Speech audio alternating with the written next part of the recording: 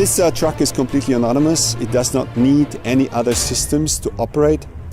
So you can drive this truck without any assistance, any preconditions on any infrastructure whatsoever. It drives by itself. It's autonomous.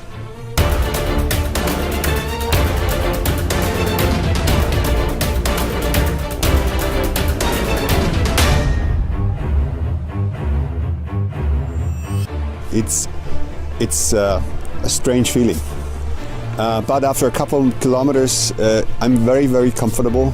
I feel very safe. I will feel very secure, and I have to say it's really fun to drive that truck.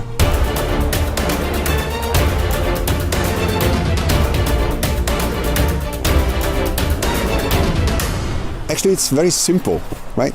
You push that button and you lean back and relax. That's all that it's about. Everything else has been done by the system. The system takes over and pilots you to the traffic. It's just great. It's a good feeling.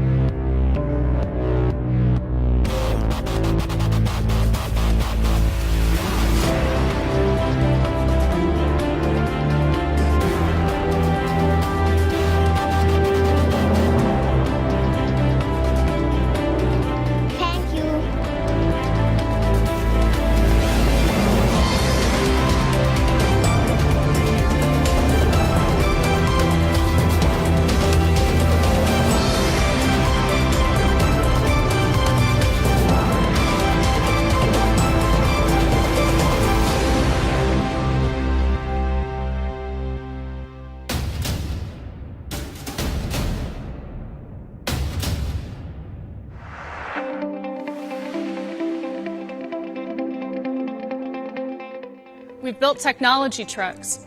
Those have conventional engines, but we pair them with very sophisticated systems that increase both the efficiency and the safety of those vehicles. Now, all of these are potentially game-changing technologies, and we'll continue to work on those. But we wanted to push ourselves and our vendor partners just a little bit further. So let me take a quick moment to introduce some of our partners on this project. We have Bill Kahn and Victor Garcia from Peterbilt Motors. We have Adam Hill with Great Dane Trailers, and we have Steve Gillette with Capstone Turbine. And so here today, for the first time publicly, Walmart's Advanced Vehicle Experience. What you're seeing in the video is the powertrain, which is made up of a microturbine, a battery storage system, and an electric motor. Moving inside the cab through the sliding driver's door, you'll see the key difference that allowed for the more dramatic aero design. The driver sits in the center of the console rather than over to the left. The dash is electronic and therefore customizable to the gauges and performance data that a particular driver wants to monitor. And it's all finished off with a full-size, comfortable sleeper. Moving on to the trailer, not only is this the first time a trailer has been made out of carbon fiber, but it's actually the first time one-piece 53-foot panels of carbon fiber have been manufactured. Looking at the front of the trailer, you can see that the nose is convex, which increases the aerodynamics of the entire package, as well as adding additional cargo space inside the trailer. My name is Bill Kahn. I'm the manager of Advanced Concepts at Peterbilt Motors and the program director on the WAVE project. We mentioned a little bit about the aerodynamics of the truck, but let me elaborate a little bit farther. You notice with the center console of the driver, we're able to taper the nose of the vehicle in more. Another key feature is that because we have an advanced powertrain, we do not need to have the radiator in front of the vehicle anymore.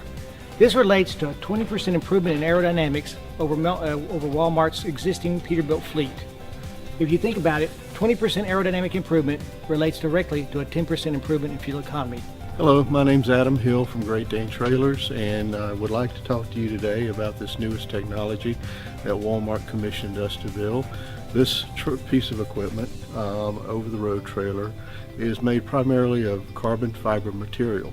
Carbon fiber is about 10 times stronger than steel, but it's lighter than fiberglass, and that is one of the biggest reasons that it was chosen to highlight the technology of this equipment. This trailer has the capability of being fully loaded with a standard cargo load. It can handle forklift traffic for backhauls, and it is 100% DOT legal. There are several technologies that went into this trailer besides the carbon fiber, which gives us about 4,000 pounds of weight savings when spec'd very similar to a conventional Walmart fleet trailer. Hi, I'm Steve Gillette with Capstone Turbine. Gas turbines were evaluated by Peterbilt back in the 60s. While they proved to be robust, fuel efficiency was lacking. An advantage of the Capstone microturbine is that it can operate on natural gas or other fuels. This will help Walmart achieve its goal of using 100% renewable fuels in the future. The emissions is extremely low and does not require after-treatment or use any diesel emissions fuels. The microturbine is spinning at high speed on air bearings, so there's no oil to change. And the turbine is air-cooled, eliminating the need for a large radiator, which allows for a more aerodynamic design truck like the one you see here.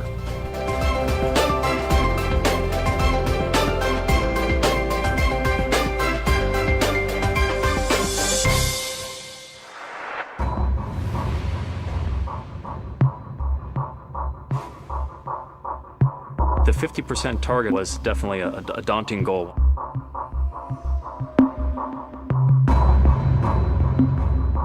We want to develop the most fuel-efficient truck running on the streets in North America. The question was, how aggressive would we need to be?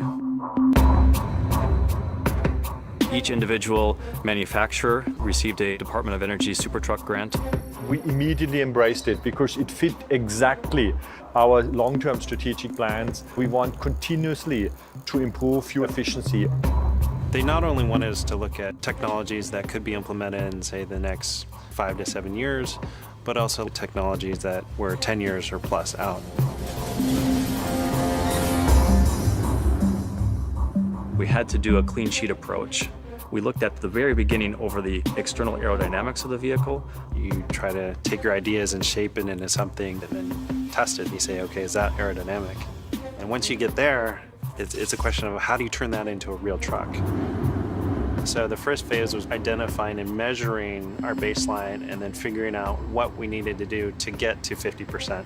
The cooling team had to work with the aerodynamic team to say, okay, yes, we both need to meet our goals, but how do we do it together?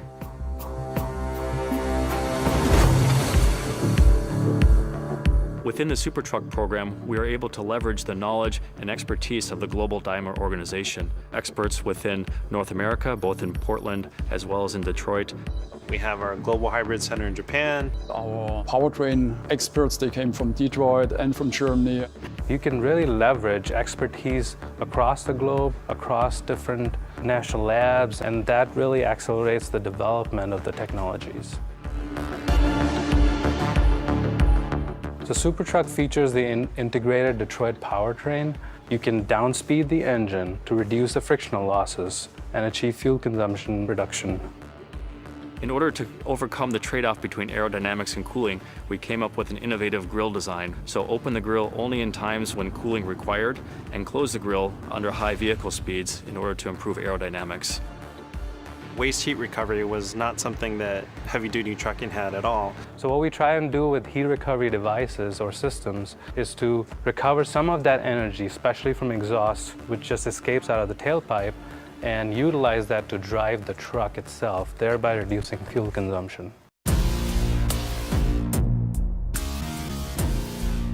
The contribution to trailer aerodynamics was certainly a very surprising thing to us. We looked at the nose cone, trailer side skirt, and the boat tail. Over 2/3 of the benefit actually come from the trailer. How that affected the tractor, things like eco-roll and hybrid, we had more energy to recuperate simply because the tractor and trailer were more aerodynamic as a system.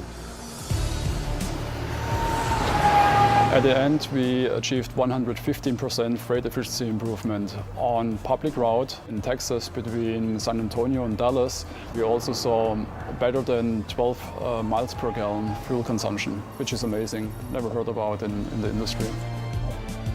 A 1% in freight efficiency over the 10,000 vehicles running at 120,000 miles per year. I mean, you're saving millions in gallons of fuel. We have to invest in the future, not just of our company or the economy of the United States, but in the future of the entire planet. We were able to work on very high-risk, high-reward technologies and provide functional demonstration on a line haul vehicle. The Super Truck program provided us the opportunity to see what's really possible, not today, not next year, but many years into the future.